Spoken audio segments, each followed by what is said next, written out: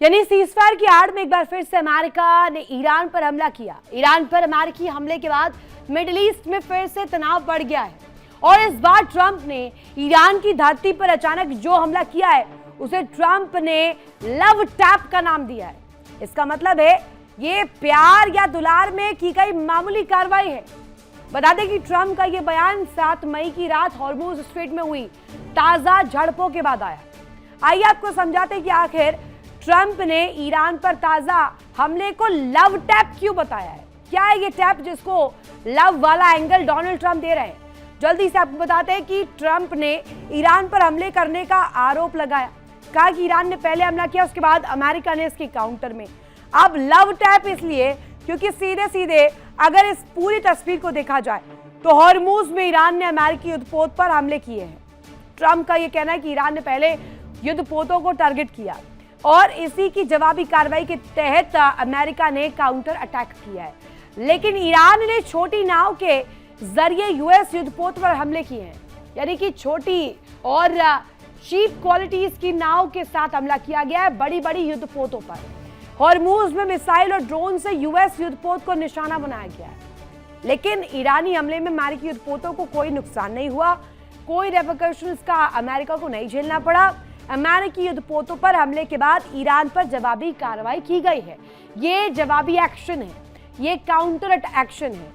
जवाबी कार्रवाई में ईरानी नाव को पूरी तरह नष्ट कर दिया गया। ये वही नाव जिन्होंने टारगेट किया था यूएस के युद्धपोतों को।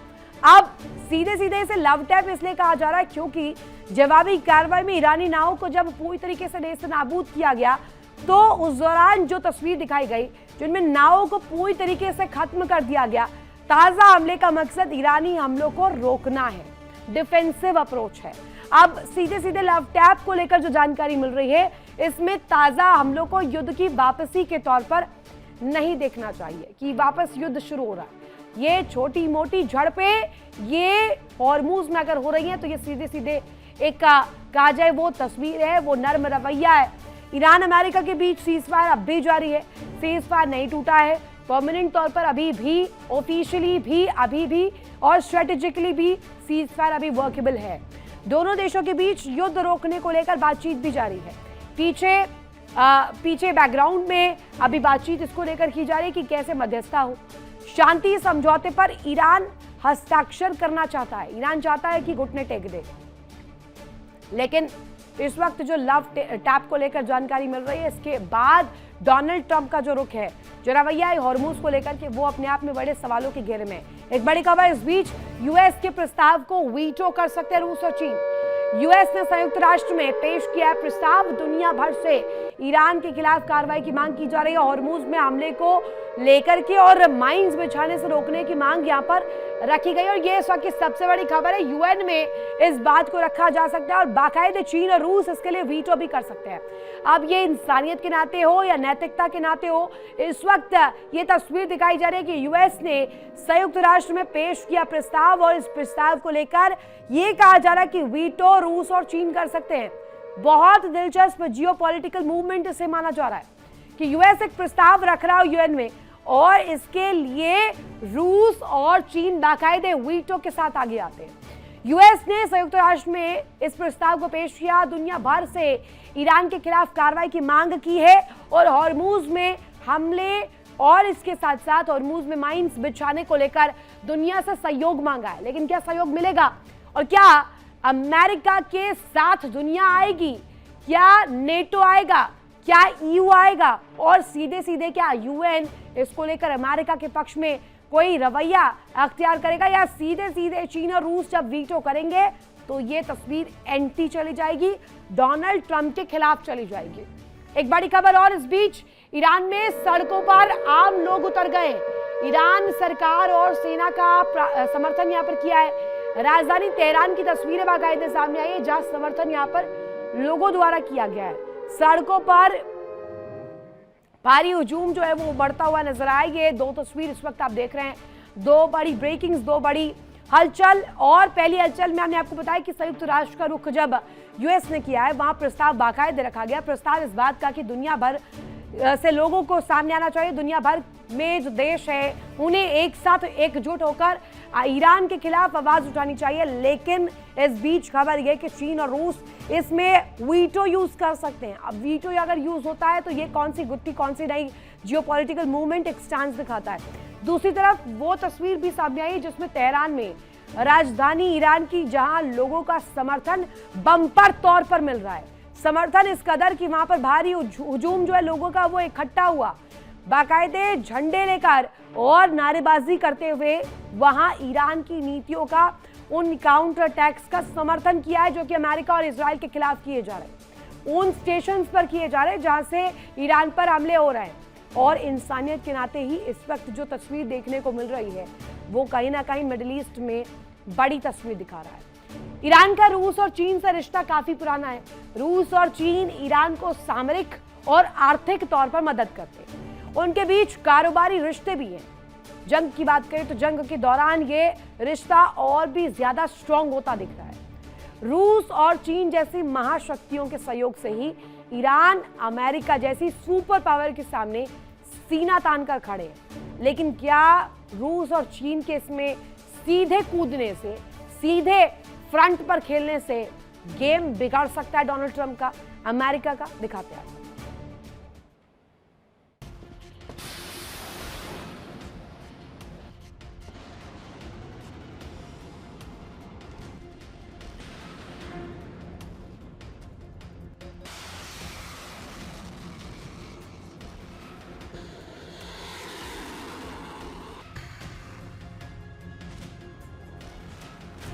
रूस, चीन और ईरान, ये तिगड़ी आज अमेरिका के लिए मुसीबत बन चुकी है। अमेरिका की हर स्ट्रेटजी इस तिगड़ी की चाल के आगे बेबस दिख रही है। अमेरिका के हमले हो, हॉर्मूज पर नाकेबंदी हो या ऑपरेशन फ्रीडम, ट्रंप का हर कदम रूस, चीन और ईरान मिलकर नाकाम कर रहे हैं। रूस और चीन अब तक जंग में खुलकर ईरान के सहयोग में नहीं उतरे। उन्होंने अपनी सेनाएं नहीं भेजी, अपने सैन्य साजो सामान नहीं भेजे, लेकिन ईरान का हर स्तर पर सहयोग किया।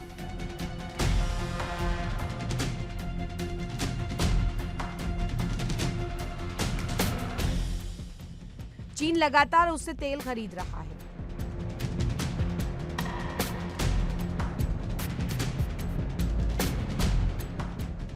उसे मिसाइलों की तकनीक और रॉ मटेरियल सप्लाई कर रहा है।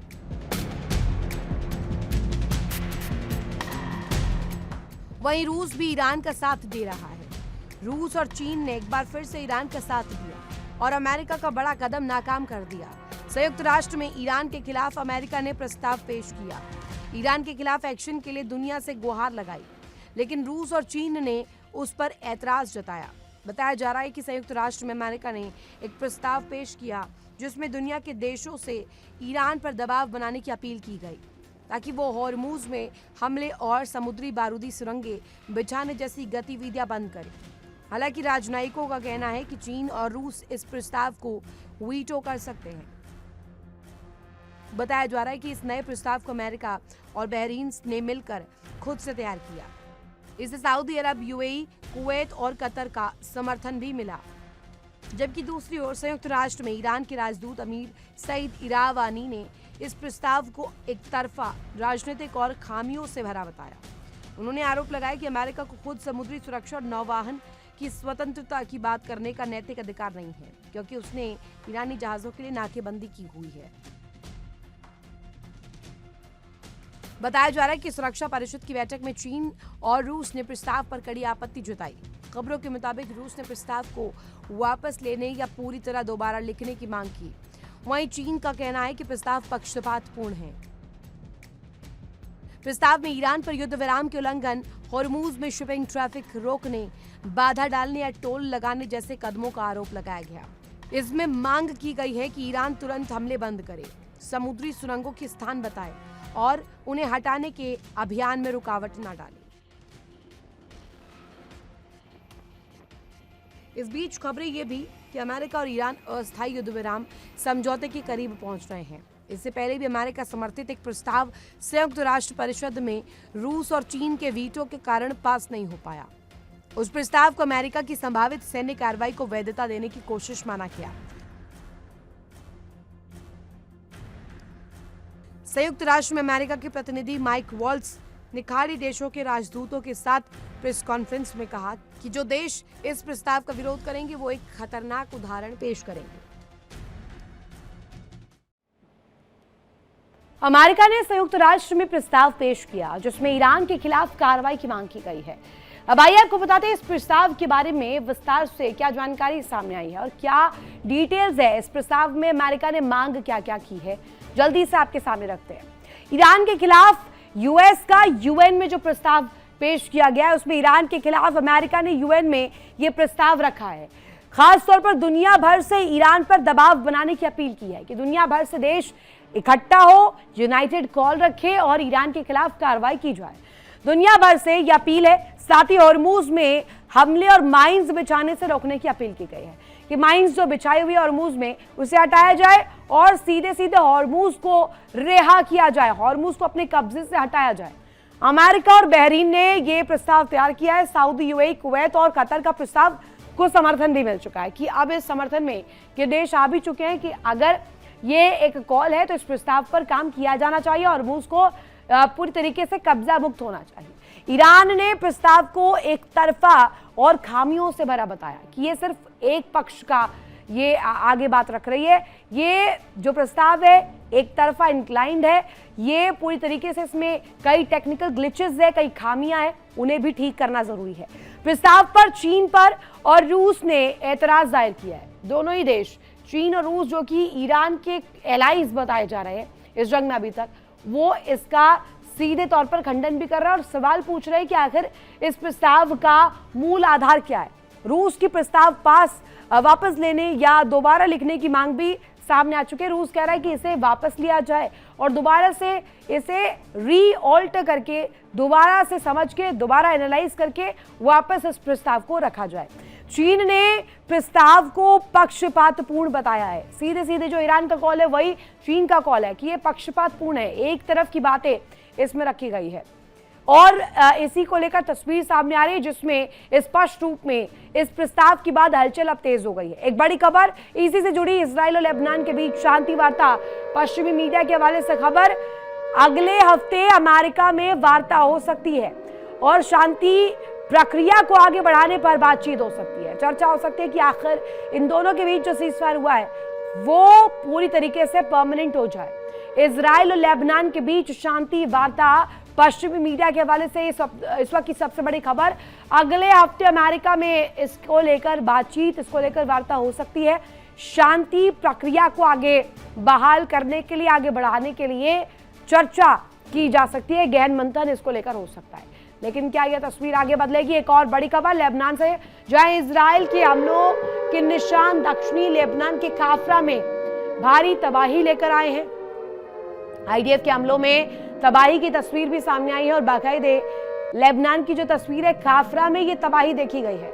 दक्षिणी लेबनान का ये इलाका, आईडीएफ के हमलों में तबाही की तस्वीर सामने आई है और इस वक्त जो देखा जा रहा है सीजफायर की तस्वीर को, जिस रूप में समझा जा रहा है वो कहीं ना कहीं दूसरा रवैया भी दिखा रहा है। एक तरफ शांति प्रक्रिया को आगे बढ़ाने की कोशिश, दूसरी तरफ दक्षिणी लेबनान के काफरा में भारी तबाही के अंश, उसके निशान नजर आए हैं। वो तबाही का मंजर देखा गया जो आईडीएफ द्वारा हमलों के बाद बना है। अब ये दो खबरें अगर एक करके आप देखेंगे, इसको अगर ज्वाइन करेंगे, एक डॉट पर लाएंगे तो यहाँ इसकी बीच की कड़ी सीज फायर बनकर उभरती है, जो कि बड़े सवालों के घेरे में क्या ये सीज फायर एप्लीकेबल है भी या नहीं। खाड़ी में अमेरिका और ईरान के बीच जंग हुई है। ईरान तबाह हो गया है, अमेरिका की साख को नुकसान पहुंचा है, सैन्य साजो सामान बर्बाद हो चुके हैं। जंग में कौन जीता कौन हारा, इस बात से ज्यादा महत्वपूर्ण है उस किरदार के बारे में जानना जिसने बिना जंग लड़े, बिना एक भी गोली चलाए अपनी पूरी बादशाहत साबित कर दी है, जिसने ईरान से अपने पक्ष में काम भी करवाया, जिसने अमेरिका जैसी सुपर पावर को भी झुका दिया। मामला चाहे युद्ध विराम का हो या हॉर्मूज का, बिना उसके कोई भी सुलझता हुआ दिख नहीं रहा है। कौन है वो देश और कौन सी तिगड़ी है वो जो अटकी हुई है, दिखाते हैं।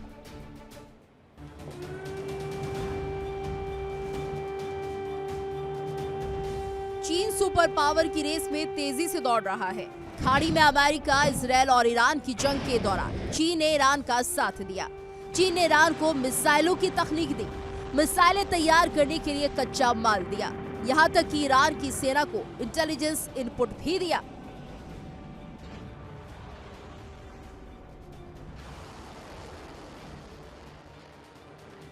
ईरान की सेना ने चीन के सैटेलाइट की मदद से सटीक हमले किए, जिनमें न केवल खाड़ी में मौजूद अमेरिकी बेस तबाह हुए, चीन से मिले इनपुट की वजह से ही ईरान की सेना ने खाड़ी देशों में अहम ठिकानों पर भारी हमले किए। खाड़ी देशों के अहम पर्यटन और तेल ठिकानों में जबरदस्त तबाही हुई है।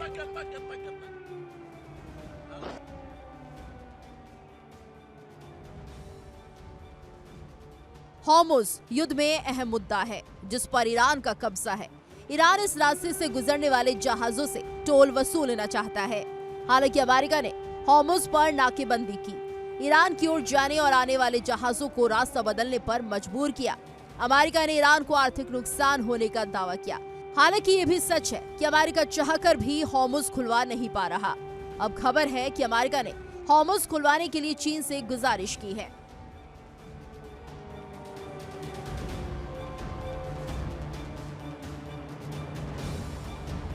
अमेरिका के ट्रेजरी सेक्रेटरी स्कॉट बेसेंट ने हॉर्मुज़ स्ट्रेट को लेकर चीन से गुजारिश की कि वो ईरान पर इस अंतर्राष्ट्रीय जलमार्ग को खोलने के लिए दबाव बनाए। साथ ही बेसेंट ने अमेरिका के हॉर्मुज़ खुलवाने के अभियान में शामिल होने के लिए चीन से कहा।